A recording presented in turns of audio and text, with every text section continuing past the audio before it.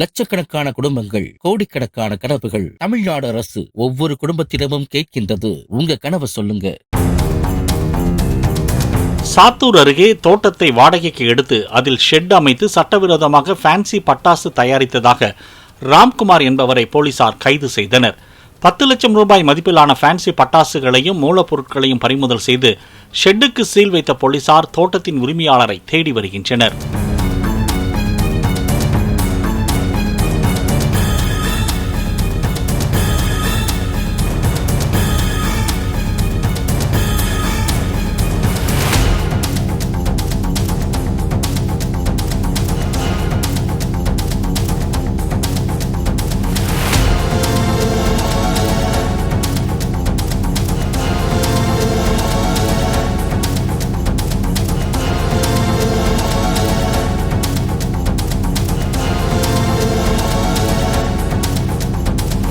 லட்சக்கணக்கான குடும்பங்கள், கோடிக்கணக்கான கனவுகள். தமிழ்நாடு அரசு ஒவ்வொரு குடும்பத்திடமும் கேட்கின்றது, உங்க கனவை சொல்லுங்க.